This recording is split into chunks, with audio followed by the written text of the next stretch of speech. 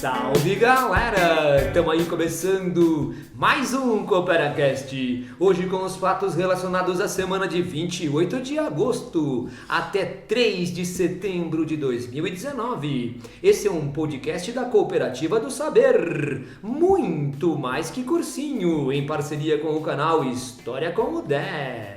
A apresentação é de André Benson, que sou eu, e os comentários do professor Sumaré de Geografia e do professor Rafael de Sociologia. E começamos bem, começamos com um jogo rápido. É jogo rápido, é jogo em 1 minuto. Salve, Sumaré! E aí, professor André, e aí, galera, e aí, professor Rafa. Cara, deve dar para fazer quase que uma aposta, né, de qual vai ser o jogo rápido do Sumaré. Se vai ser alguma desgraça que aconteceu em algum lugar, terremoto, vulcão, ou se vai ser o Brexit, né? E dessa vez vamos falar de parlamento do Reino Unido de novo. Cara, porque, a gente vê que é o nosso parlamento é o Amazonas, mas o dos caras, mano...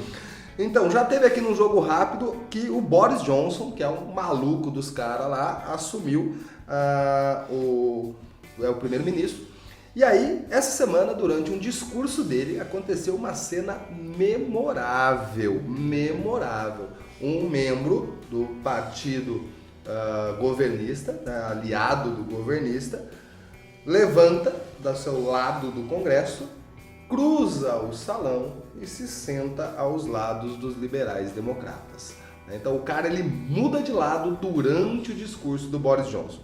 Cara, ó como é a situação do parlamento do Reino Unido. Você tem um presidente e 2 vices. Então esses 3 caras não votam. Esses 3 caras não entram no jogo. Aí você tem 7 cadeiras que pertencem ao Sinn Féin. O Sinn Féin, que é o partido separatista da Irlanda do Norte, que tradicionalmente não participa de nenhuma reunião do parlamento. Então eles têm as cadeiras, mas mantêm as cadeiras vagas. E aí sobram 639 cadeiras, que estava, até esse discurso do Boris Johnson, 320 com os conservadores governistas, 319 com os liberais democratas. Durante o seu discurso, Philip Lee, mudando de lado, muda a maioria dos votos agora para os liberais. Se já estava uma bagunça esse Brexit, agora vai ficar mais divertido de acompanhar ainda. Valeu, Sumaré. Tá parecendo o programa do Silvio Santos, assim. Porque o cara vai perder o cargo, ele não tem maioria. Mas como que alguém coloca alguém de primeiro-ministro com essa maioria tão frágil, né? Um voto! Que um voto já vira Exato, tudo. ele perdeu o cargo. Essa é uma brincadeira, né?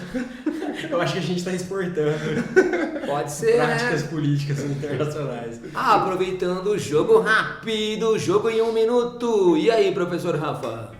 Fala galera, fala professores. O meu jogo rápido também, vocês podem apostar, assim como o Sumaré gosta de falar de parlamento em inglês ou de vulcão, eu vou falar de corte de bolsa, né? Porque como nos pesquisadores fudidos desse país, né? Mas já anunciávamos na semana passada os cortes relacionados à CNPq, mas um outro órgão também ligado ao Estado, que também toma conta da pós-graduação no Brasil, que também é um agenciador de fomento da pós-graduação no Brasil, a CAPES, anunciou um corte de 5.613 bolsas de pós-graduação para esse ano. São bolsas em vacância, em geral são bolsas em vacâncias, que estavam em processo de serem obtidas por pesquisadores em diversos programas de pós-graduação no Brasil e elas foram cortadas pela CAPES com a ideia da falta de verba, com a questão dessa construção, que está faltando verba para pagar os bolsistas. Obviamente a gente pode entrar em diversas discussões sobre a questão ou não da fundação do fomento do Estado para pesquisa ou de onde esse dinheiro poderia estar saindo, mas nós estamos num processo onde a pesquisa e a educação no Brasil estão sendo severamente atacadas, né? Se você vestibulando que está aqui nos ouvindo, seja ele aqui da cooperativa ou de qualquer outro espaço, fique esperto, porque não é só para os pós-graduandos que esse tipo de atitude possa ser prejudicial nesse momento. É você que está entrando nessa universidade que está sendo precarizada por esse governo de agora. Muito bem, professor Rafa. Então agora vamos evoluindo com o programa CooperaCast E tá na hora de se ligar na Coopera, professor Rafa. Pessoal, se liga na Coopera, que a Cooperativa do Saber está prestes a anunciar o seu extensivo de 2020. Fica esperto no nosso site, nas nossas redes sociais. A Cooperativa do Saber está fazendo em 2020 25 anos de história.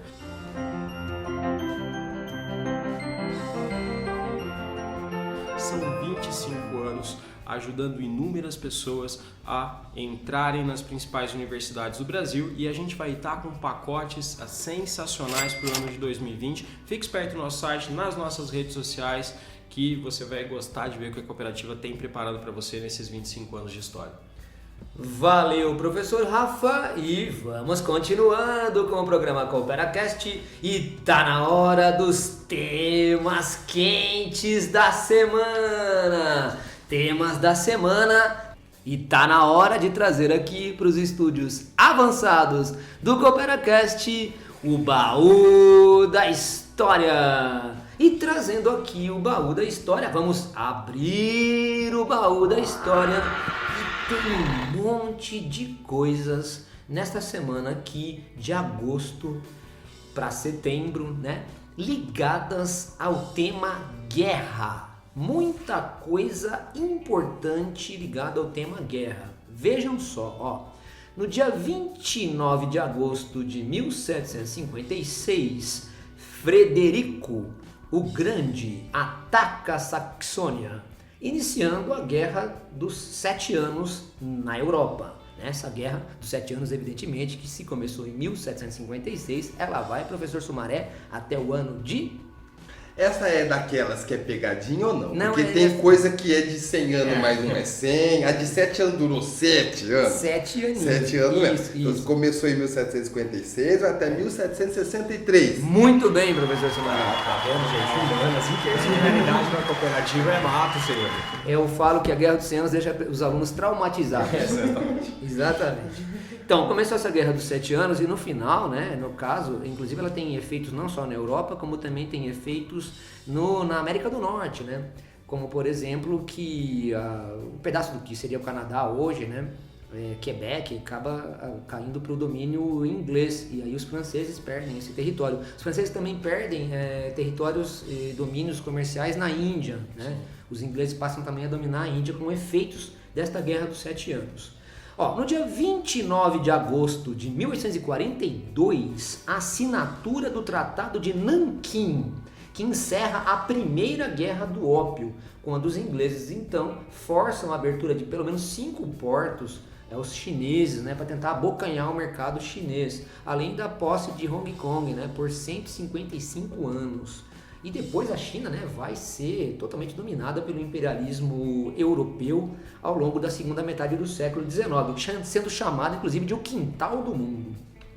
Agora, no dia 31 de agosto de 1939, a Alemanha nazista forja um ataque de bandeira falsa na estação de rádio Glentz, criando uma desculpa para atacar a Polônia no dia seguinte, que é o dia 1º de setembro de 1939, assim começando a Segunda Guerra Mundial há exatos 80 anos. E é também uma notícia da semana que no domingo o presidente da Alemanha pediu desculpas à Polônia exatamente por essas injustiças aí de guerra há 80 anos atrás.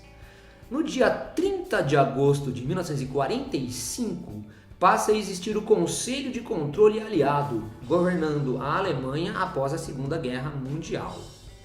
Já no dia 28 de agosto de 1990, o Iraque declara que o Kuwait é sua mais nova província, o que vai levar lá na frente a Guerra do Golfo.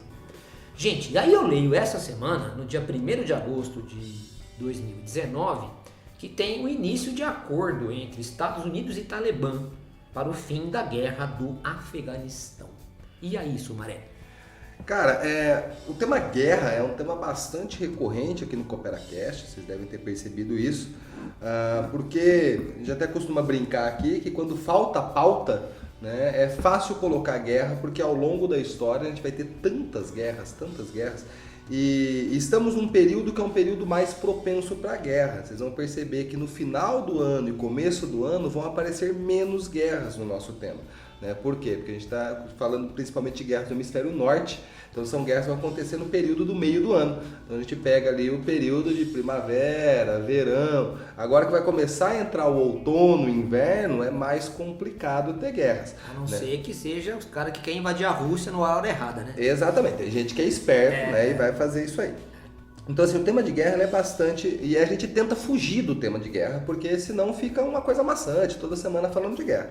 Mas é que aqui essa semana tem algumas que são bastante importantes, algumas que são bastante marcantes para transições das eras, podemos dizer aí, né? Então a gente pode falar de Guerra dos 7 Anos e da Guerra do Ópio, que eu deixo aí o povo da história para falar, né? Eu vou pegar de 39 para frente, Segunda Guerra para frente, né? Já que a Segunda Guerra ela pode ser um marco aí do fim da antiga ordem mundial, né? Quando a gente pode pensar que modifica essa lógica das potências europeias e depois a gente vai entrar na Guerra Fria. E é bem interessante que aí entre 31 de agosto de 39 e 30 de agosto de 45, a gente vai ter, podemos dizer, o início e o fim da Segunda Guerra. Então a gente tem a invasão da Polônia no dia 1º de setembro, mas aí no dia 30 de agosto de 45 começa a existir esse Conselho de Controle Aliado, que é onde a gente vai ter a divisão da Alemanha. E aí o vestibulando, ele pode fazer uma confusão aqui, pensar nessa divisão da Alemanha entre Estados Unidos e União Soviética. Não foi tão simples assim. A divisão da Alemanha vai ser uma divisão em 4 regiões. E aí você vai ter uma região que vai ser a região da União Soviética, a Alemanha Oriental, que é onde fica Berlim. Toda a cidade de Berlim fica lá na Alemanha Oriental.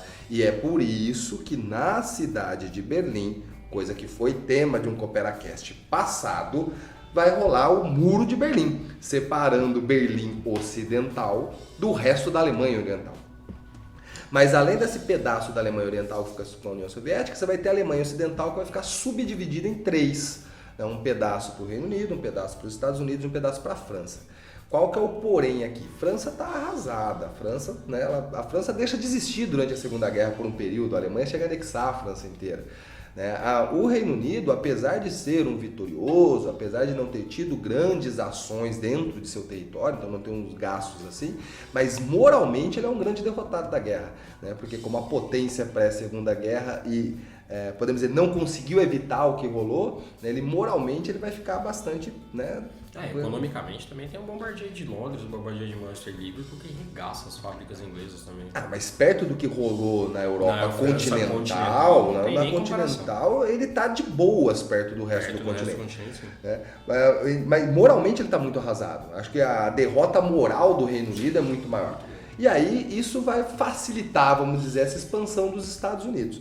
E esses Estados Unidos, que aí desse período, aí vamos falar de Estados Unidos, a gente entra na doutrina Truman, né? É a doutrina Truman que vai ser a perseguição ao comunismo no mundo. Isso vai ajudar a financiar ditaduras na América Latina, isso vai ajudar a financiar a construção de uma organização militar, a OTAN, vai vir o Plano Marshall, vai vir uma série de ações dos Estados Unidos durante a Guerra Fria. Quando acaba a União Soviética, você tem a queda do Muro de Berlim em 89, depois a fragmentação da União Soviética em 91, você vai ter um período complicado, vamos dizer, para os Estados Unidos geopoliticamente. E aí abre brecha para esse último ponto, que é o que eu vou ficar aqui, principalmente do baú da história, que é Iraque declara Kuwait como uma nova província. O que está rolando aqui, velho? A gente está pegando o final da Guerra Fria e aquele período de o que vai acontecer a partir de agora. Então você tem o Iraque que é governado pelo Saddam Hussein. Saddam Hussein, que já foi um assunto de um CooperaCast passado aqui também, que foi colocado no poder por Estados Unidos e União Soviética lá pós-Revolução Islâmica. Ou seja, o Saddam Hussein vai ser um cara importante para as potências da Guerra Fria para conter essa expansão do Irã. Acaba esse período, então não tem mais as potências. O Saddam Hussein, que é um cara carismático, isso a gente tem que falar, o cara tinha carisma, o cara tinha uma capacidade de controle, de conversa aí, ele vai propor este pan-arabismo e uma expansão aí desses grupos, esses países do Oriente Médio. O Kuwait se posiciona contrário a isso, já que o Kuwait ele tem uma ação muito direta de empresas petroleiras europeias e dos Estados Unidos, E o Iraque fala, beleza, né, você não quer colaborar com a gente, então você agora é a gente, né, e faz essa anexação do Kuwait. Foi nhaco mesmo, né, anexou o Kuwait. Isso vai dar brecha para a Guerra do Golfo. Eu costumo dizer o seguinte, quando eu penso nesse período, eu falo que essa Guerra do Golfo foi a primeira tentativa, vamos dizer assim, dos Estados Unidos de uma ação pós-Guerra Fria, de uma ação de geopolítica internacional, né, pós-Guerra Fria, que dá errado, porque o Saddam Hussein, além de carismático, não é burro, né? Quando os Estados Unidos organiza essa intervenção, o que o Saddam Hussein faz? Retira todas as tropas e fala, beleza, mano, fica aí.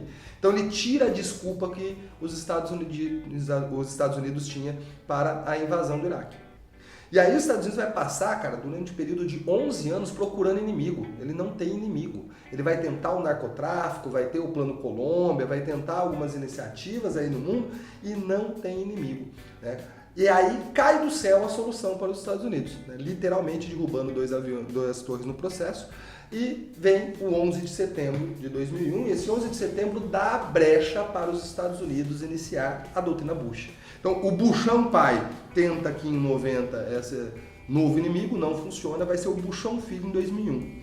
A invasão no Afeganistão é logo depois do 11 de setembro. Então, a gente pode considerar a invasão, e aí para o vestibulando, essa invasão no Afeganistão, ela dá início ao que a gente vai chamar de ataques preventivos dentro da doutrina Bush.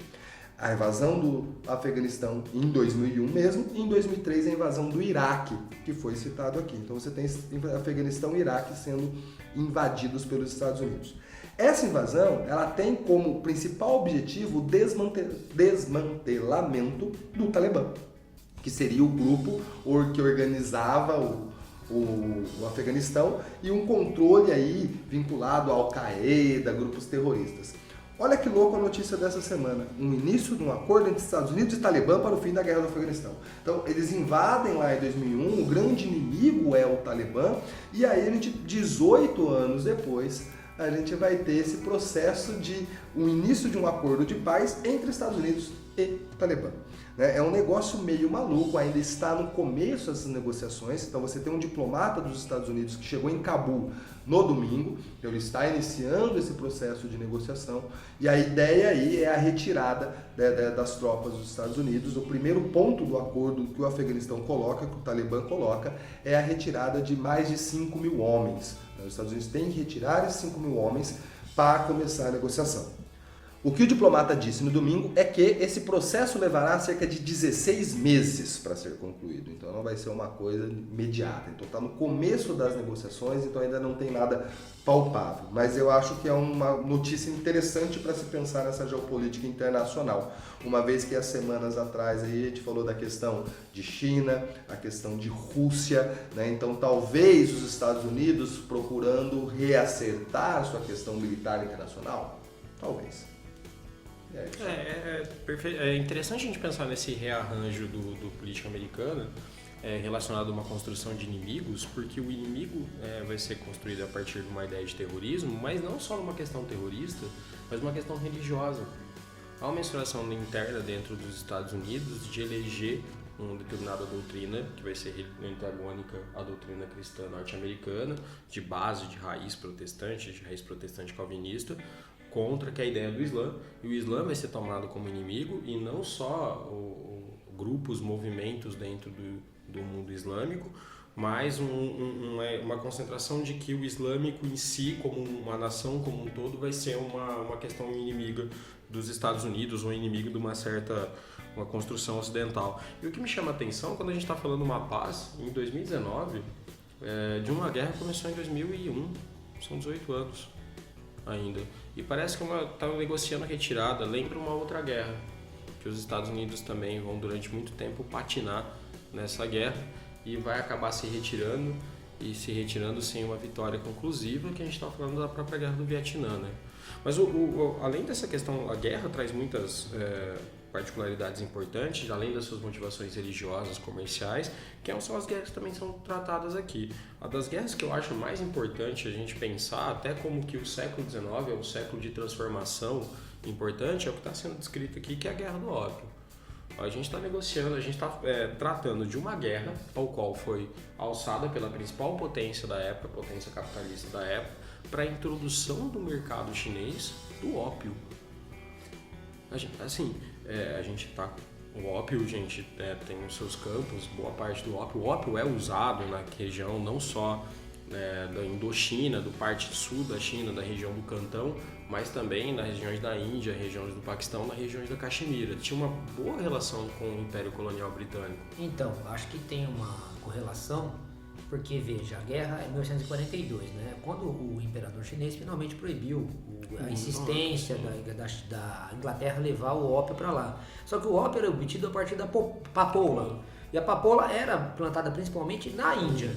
E a Índia foi anexada ao domínio da Companhia Britânica na Guerra dos 7 Anos. Essa que está fazendo aniversário aqui também, de 1756.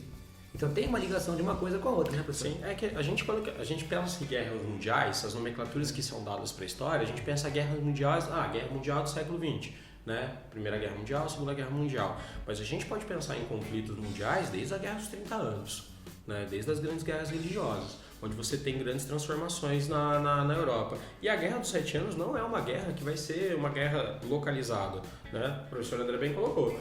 Não é uma guerra europeia só. Tem desdobramentos na América, tem desdobramentos da Ásia, tem desdobramentos quase na Oceania. Podemos dizer que primeiro a guerra realmente é um conflito global, né?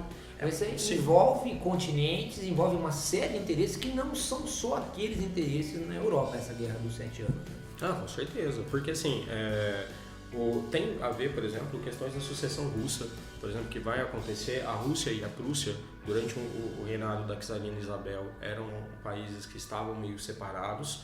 Com a morte da rainha Isabel, a ascensão de Pedro III, fica pouco tempo, sobe pois ao trono a esposa, que era Catarina, vai também fazer um reinado de certa aproximação com a Europa, não só com a Europa, mas principalmente com a Prússia, uma déspota esclarecida, que vai se aliar também a um déspota esclarecido, que é Frederico o Grande. Sim. A Prússia começa a se formar como um país, a Prússia é um grão-ducado, né, que vai começar a ganhar algum tipo de relação a partir da Guerra do Tratado de Utrecht, quando que o Grão-Duque de Brandeburgo vai ganhar o título do Reino da Prússia a partir de 1717. Ou seja, existem várias guerras acontecendo na Europa que têm grandes dimensões, ao qual a gente tem, durante o século XIX, durante o século XVIII, um primeiro rearranjo que vai dar origem às dimensões finais territoriais, às monarquias nacionais e os estados nacionais europeus com sua fundamentação final, e a partir do século XIX começa a se expandir para outros lugares a partir da ideia de imperialismo.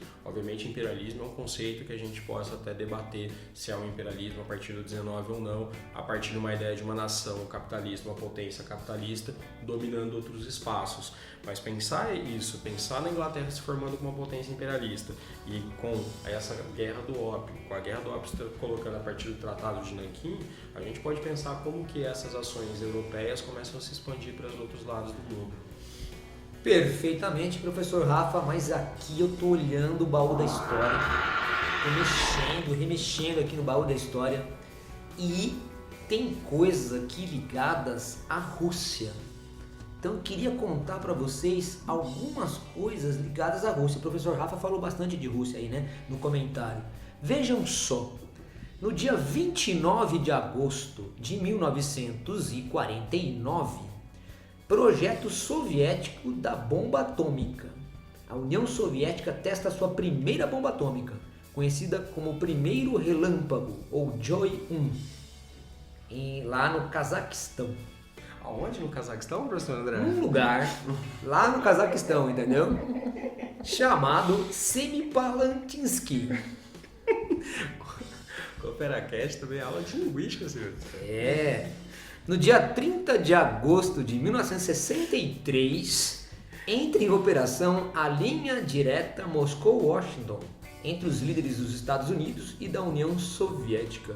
Então seria tipo aquele telefone vermelho, não é isso? Né? Falando diretamente um com o outro. Entre 19 de agosto, que eu mexi aqui no baú da história, professor Sumarino, e aí tem um monte de coisas assim, né? Que o baú da história, ele é meio que vivo, ele vai mostrando para vocês já, né? E aí, entre 19 de agosto e 4 de setembro de 1991 tem um monte de coisas, né, que levam à fragmentação da União Soviética, à dissolução da União Soviética. Você tem o golpe de Moscou, a derrubada de Gorbachev, e o início total, né, do fim da União Soviética naquele próprio ano de 1991. Na verdade eu falei tudo isso sobre Rússia porque nessa semana, no dia 2 de setembro de 2019, a Rússia interrompeu o bombardeio sobre a Síria. Essa é a notícia que saiu essa semana, Sumaré. Cara, quando a gente fala de Guerra Fria, não existe consenso entre pesquisadores, estudiosos, cientistas políticos, sociólogos e historiadores sobre início e fim da Guerra Fria. Não tem um consenso, né? Então não tem aquela data que a galera fala é esta data. Em geral se utiliza como início da Guerra Fria o fim da Segunda Guerra Mundial. Em geral se coloca aí, acabou a Segunda Guerra Mundial, aí vai ter o famoso discurso, né, do Churchill, onde ele vai falar da cortina de ferro, né, nasce uma cortina de ferro separando os dois continentes e tal. Mas eu já li artigos que vai colocar como início da Guerra Fria essa data de 1949, onde a gente tem o projeto soviético da bomba atômica, primeira teste de bomba atômica da União Soviética. Faz bastante sentido, né? Porque a gente está falando entre estados a questão de propagação de violência. Nosso tema primeiro, guerra. A capacidade que você tem de fazer guerra. Quando em 45 os Estados Unidos lançam a bomba em Hiroshima, o que ele está falando para todo mundo? Quem manda nessa porra sou eu. Olha o que eu posso fazer com essas duas cidades de Japa. Então, assim, a União Soviética fazendo o quê? Então, camarada, agora eu também tenho, cria outra situação. A ideia da violência e da guerra, a gente não pode ser ingênuo, né, gente? Ela perpassa todo o nascimento dos Estados Nacionais, né? E aí quando a gente lê, e olha que interessante, quando a gente lê essa visão da Guerra Fria nesse ponto de vista, que o professor Rafa levantou, o início da Guerra Fria é a partir do momento que a União Soviética também consegue fazer uma arma nuclear. Então agora você tem 2 países que conseguem fazer isso e só esses 2. E aí entramos nessa lógica da corrida armamentista porque um pode destruir o outro e destruir o mundo, né? Vai ser um bagulho louco. No auge da Guerra Fria, os Estados Unidos conseguiria destruir o mundo 11 vezes e a União Soviética 9 vezes. Eu aprendi na faculdade, Sumaré, você fez a mesma faculdade que eu, que basta uma vez, né? Na verdade, basta meia.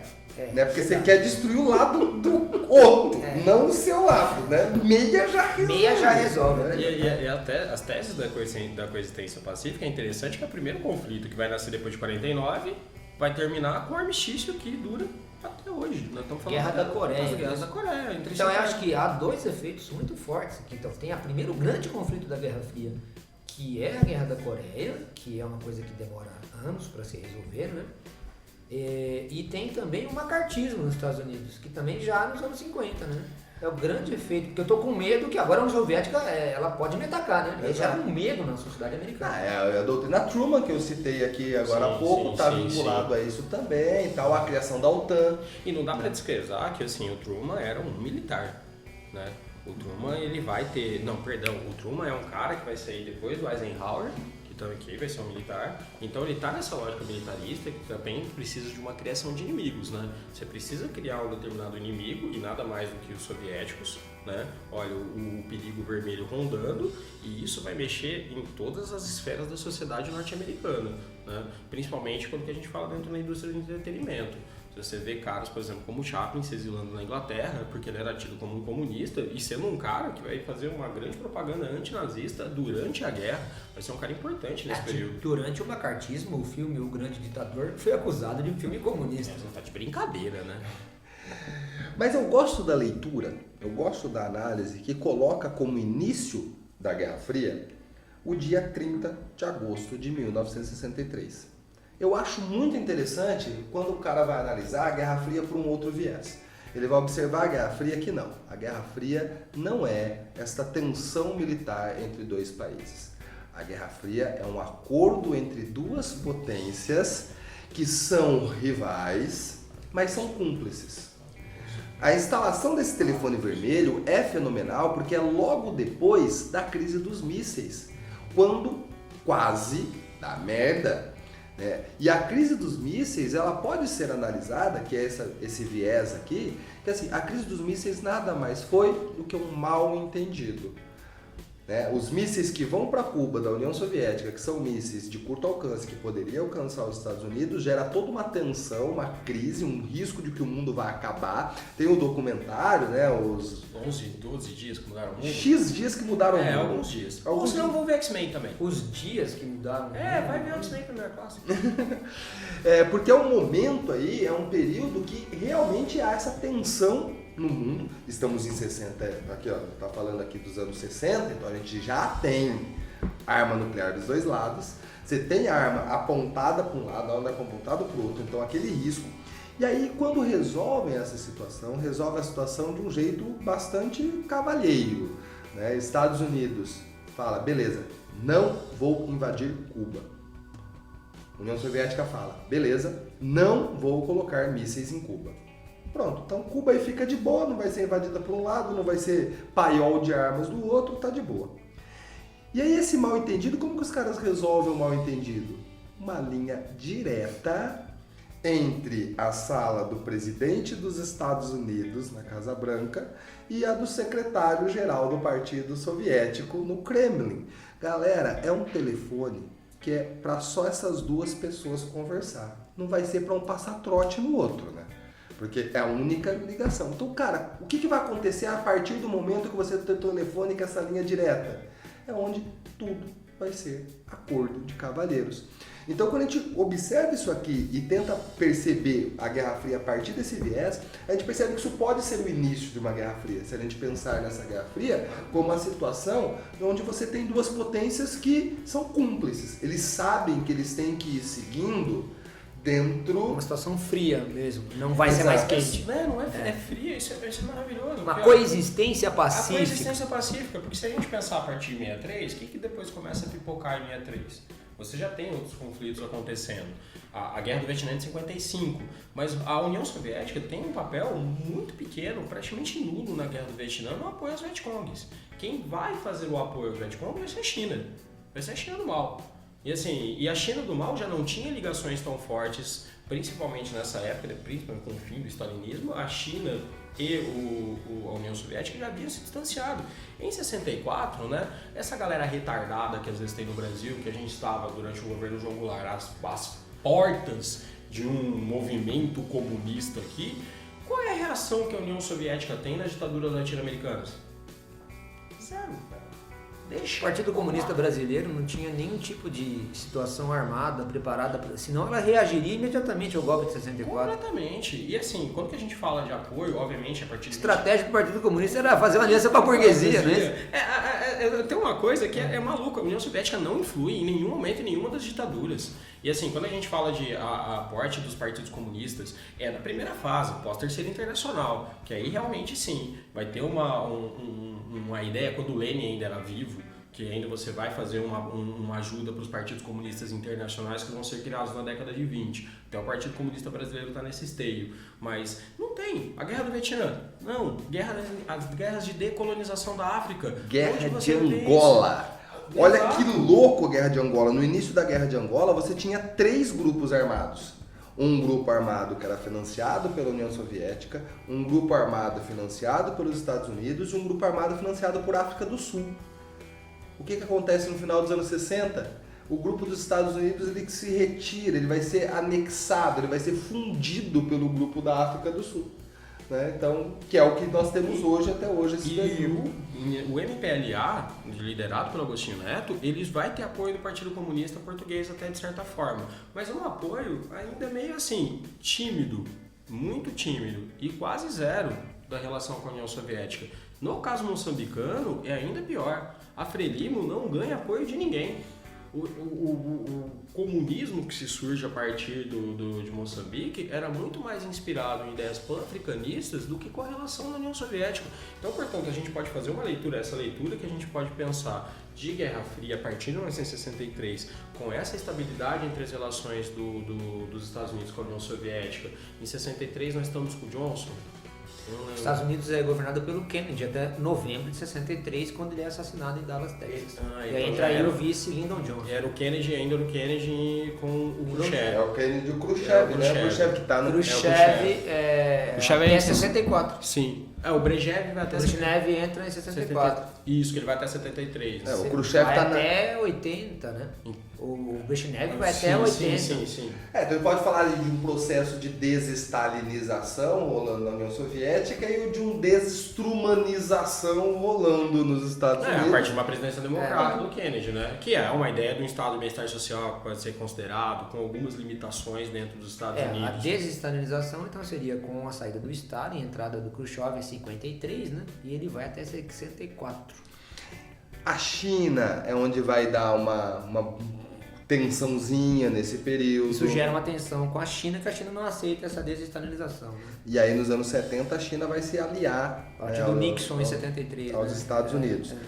A gente tem aqui o acordo, o Tratado de Não Proliferação de Armas Nucleares, onde os sim. Estados Unidos e a União Soviética se propõem a desarmar suas armas. A gente vai ter a colocada do Saddam Hussein, que foi citado aqui atrás, né? Saddam Hussein, que ele vai subir ao poder no Iraque com o apoio de Estados Unidos e União Soviética. Então a gente consegue perceber, se a gente quiser analisar a história por esse viés, né, a gente Ele é consegue possível. perceber um monte de... É, eu acho muito interessante. Norte da África, se a gente pensar o norte da África, como que você faz a questão da OPEP, como que você tira um pouco do poder que a OPEP vai ter, você coloca caras como o Hosni Mubarak, você vai colocar o próprio Gaddafi na Líbia, você vai ter determinados apoios que em todos os casos são meio fora dessa questão dos Estados Unidos e União Soviética. Que tão após isso a gente pode pensar no processo do terceiro mundismo, que também vai ser construído nesse período, porque não há como você construir dentro desses países de terceiro mundo, grandes partidos associados a cada uma dessas potências, porque elas estão coexistindo sem vários problemas e sem a ideia de financiar esses partidos locais dentro desses países periféricos. Se a minha memória não está muito alterada, esta semana também é aniversário, vamos dizer assim, da posse do Gaddafi. Especificamente. Eu tenho quase certeza que essa semana também faz aniversário da posse do Gaddafi, né? Então, já que a gente está pensando em baú da história... Que tem todo um projeto para a Líbia que também tem vieses que são autônomos em relação à questão da Guerra Fria. E outra coisa importante é que a gente não vai ver a União Soviética de forma nenhuma se colocando influindo em questões sociais nos Estados Unidos, ao qual eu tenho a propagação em si de algumas ideias ligadas ao marxismo, né, com algumas mediações, obviamente, que estão sendo construídas a partir da década de 60. Em 60, em Oakland, quando você tem uma junção de um grupo negro que vai começar a fundar, por exemplo, o Partido dos Panteras Negras. E o Partido dos Panteras Negras vai ser um agente importante na propagação de algumas ideias marxistas no Professor Estados Unidos. Rafa, baú da história aqui tá apitando. Tô abrindo aqui o baú da história e tá colocando um monte de questões aqui ligadas à questão negra norte-americana. E eu queria então passar para vocês comentarem também. Olha só, dia 28 de agosto de 1963, a famosa Marcha sobre Washington. O reverendo Martin Luther King Jr. faz seu discurso, famoso discurso lá em Washington, para aproximadamente 250 mil pessoas que assistiam, né? Falando que eu tenho um sonho, I have a dream. I have a dream that one day on the red hills of Georgia, the sons of former slaves and the sons of former slave owners will be able to sit down together at the table of brotherhood. I have a dream. É sobre a ideia de um mundo mais igual entre brancos e negros nos Estados Unidos. No dia 29 de agosto de 1993, chacina de vigário geral no Rio de Janeiro deixa 21 pessoas mortas.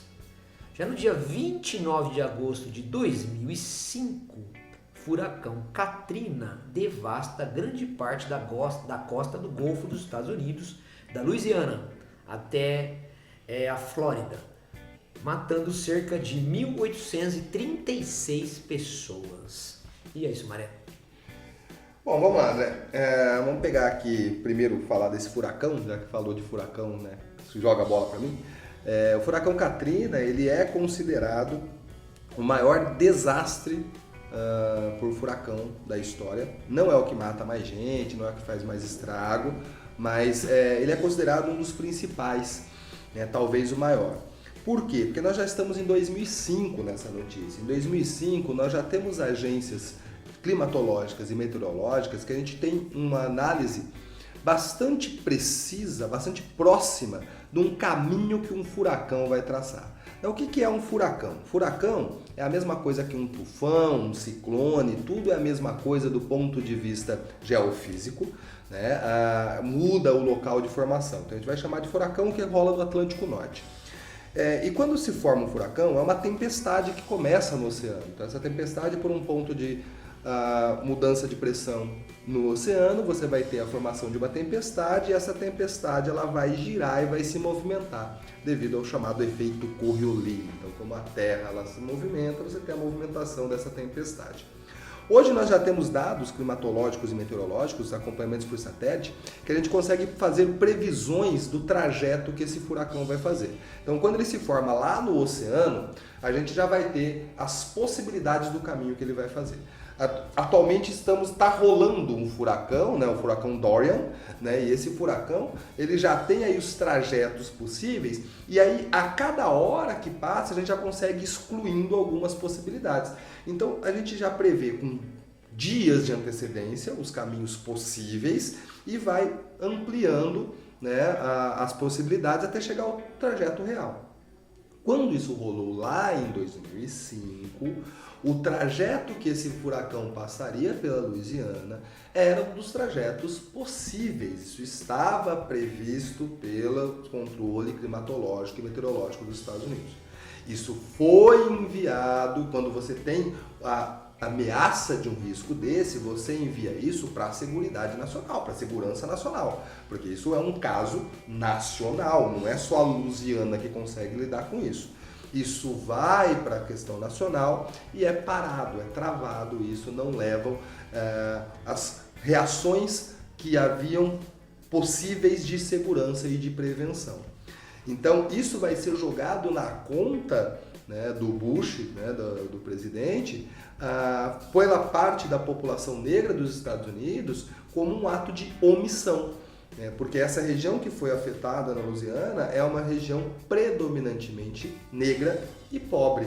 E aí esse caminho não foi feito as ações de segurança e a comunidade negra vai colocar isso como um caso de omissão. Então por isso que isso entra também aqui nessa ideia de questão negra.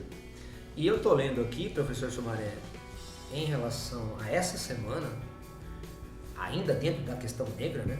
Que no dia 2 de setembro de 2019, é a notícia dessa semana, que um adolescente é torturado por segurança em supermercado na zona sul de São Paulo. E aí, professor Rafa?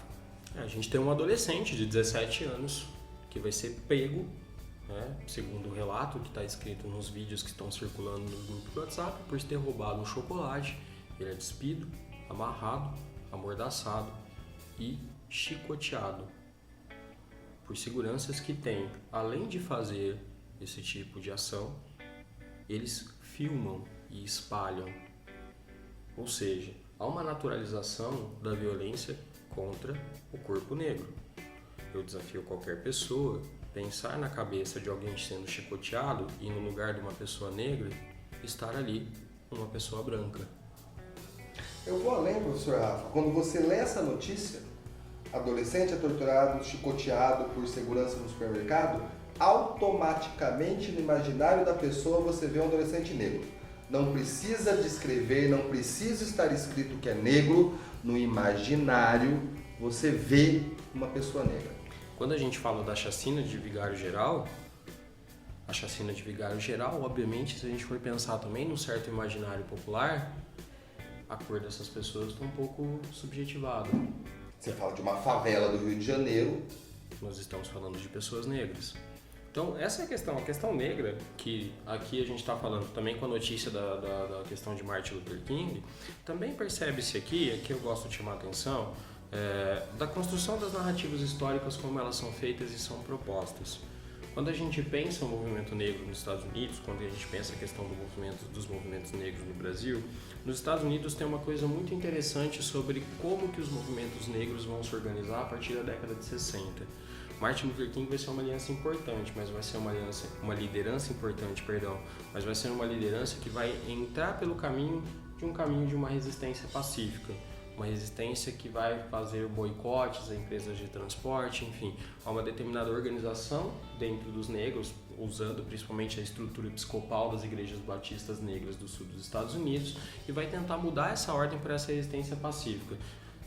Podemos dizer, inclusive, professor Rafa, para colocar a questão da história corretamente mesmo, para o aluno ter uma noção, né, que desde o caso da Rosa Parks, que foi 55, até essa marcha para Washington, 63, então foi no caso da Rosa Parks e no julgamento dela que ela foi presa, né, quando ela não se recusou a dar um lugar no ônibus a um branco, né, ela foi presa por causa disso. É bom sempre destacar, a senhora Rosa Parks estava sentada no lugar de negros do ônibus, só que na cidade de Montgomery, se chegasse um branco, ele falava assim, você tem que levantar porque eu vou sentar no seu lugar.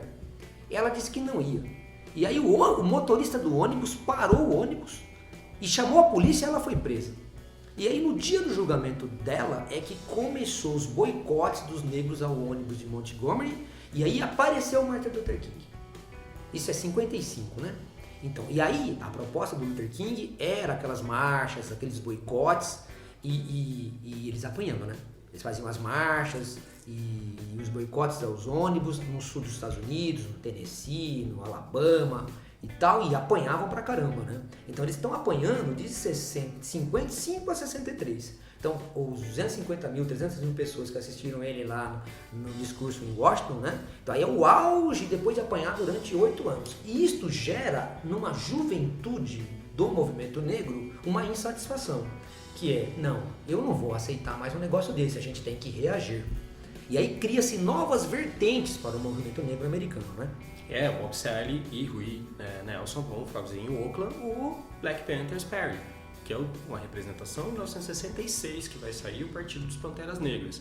E além da questão que o professor André, esse ato entre 55, bem colocou, entre 55 e 63, você tem no esporte nos Estados Unidos também, e a modificação social dentro da composição americana, da aceitação de negros entrando em locais que antes eram muito restritos aos brancos. Você começa a partir dessa época, por exemplo, a entrar a galera nas universidades, os negros começam a ser figuras importantes no esporte nacional. A gente pode pegar Ernie Davis, que vai ser troféu Heisman em 1957, salvo engano. Você tem, na década de 60, um dos maiores corredores de todos os tempos, Jim Brown, do Cleveland Browns, que vai ser um cara que vai ser famosíssimo, vai virar ator de cinema, antes até do O.J. Simpson fazer isso na década de 70, 80. Você tem Bill Russell ganhando a dinastia do Boston Celtics. Essa galera começa a se movimentar, há um grande movimento, há uma efervescência, só que para alguns jovens negros americanos isso não tinha chegado. Então um caminho utilizado era o movimento que vai nascer a partir de Oakland, o Partido dos Panteras Negras, e é muito interessante como eles nascem. Movimento dos Panteras Negras, Partido dos Panteras Negras para a defesa. E uma coisa que é muito interessante para a gente pensar, fazendo um contexto com alguns discursos que você tem aqui no Brasil, que talvez não possam ser tão misturados, que possam ser de alguma forma aproximados, que era o seguinte: em Oakland, na Califórnia, você poderia andar armado sem maiores problemas, desde que a sua arma tivesse à vista. Então o que acontecia? Uma das estratégias que os Panteras Negras faziam para diminuir a violência que eles tinham contra eles, contra jovens negros.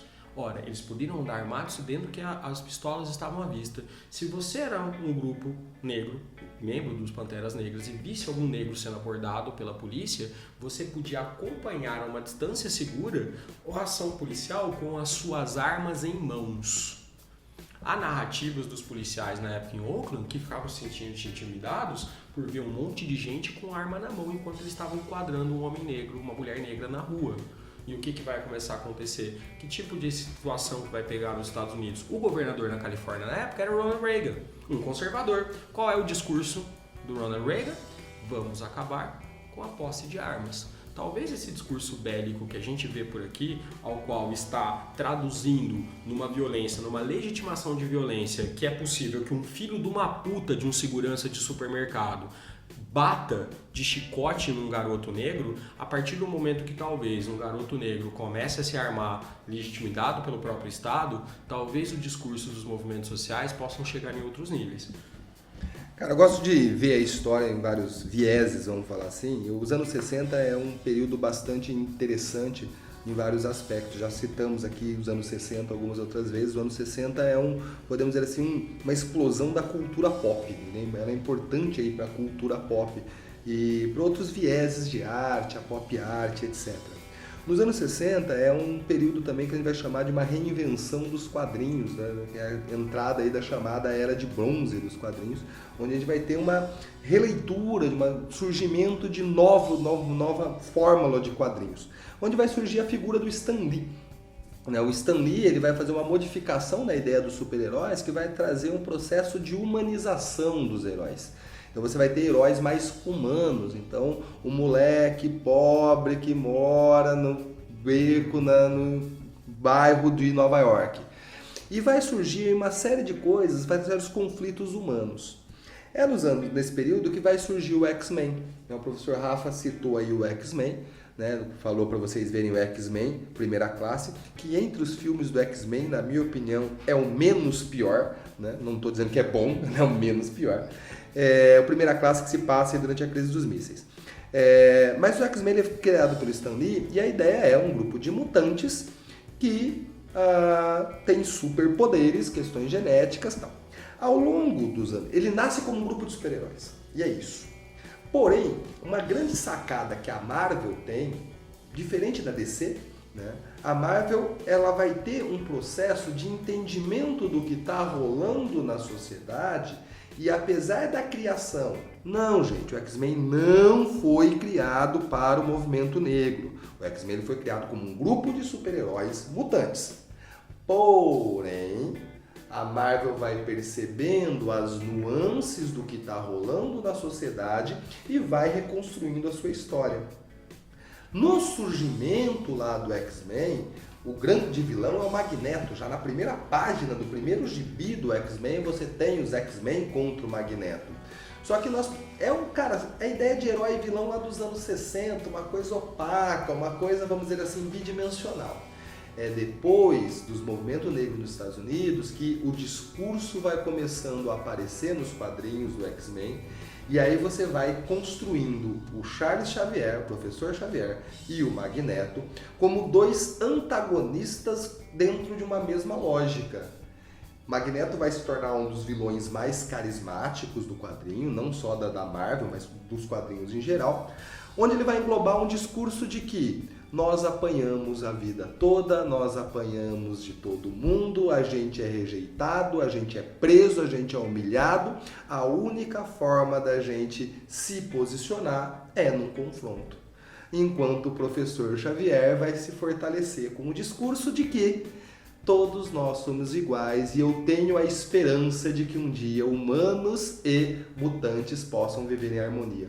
Eles vão construindo o discurso no Magneto, o discurso do Malcolm X, e vai se construir o discurso do professor Xavier no discurso do Martin Luther King. Isso já no final dos anos 60, a partir dos anos 70. Então você, amiguinho nerd, você, garotinho jovenzinho que lê história em quadrinhos e acha muito legal o X-Men, saiba que o X-Men, a partir dos anos 60, ele vai ter uma construção muito forte dessa questão social, sim, e o discurso do Xavier, o discurso do Magneto, a partir do final dos anos 60, anos 70, anos 80, ele vai ser construído dentro dessa divisão dentro do movimento negro entre o discurso do Malcolm X e o Martin Luther King. Se você lê X-Men, curte X-Men e é um racista, você, além de ser um babaca, você não entendeu nada do que leu. Muito bem, professor Sumaré. Olha, vamos então agora avançando com o CooperaCast e tá na hora de se ligar no vestibular. E aí, galera, se liga no vestibular enquanto ele ainda existe, né? Hoje uma notícia bomba que a Federal de Santa Catarina disse que não ia ter mais vestibular, mas depois disse que vai ter vestibular. Galera, como o professor Rafa falou no tema, nele no jogo rápido da semana, estamos vendo uma situação problemática, sim. Mas vamos seguir o jogo, se liga no vestibular. Estamos a 60 dias do Enem.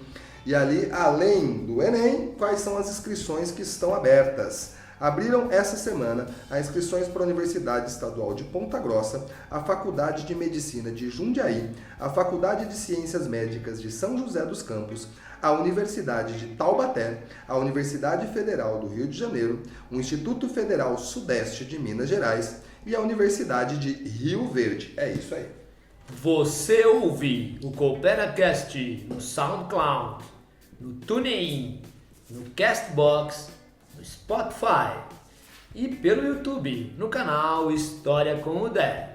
Daí você vai acessar nossa página no Facebook e vai lá curtir a página, mandar perguntas, fazer críticas e sugestões de pautas.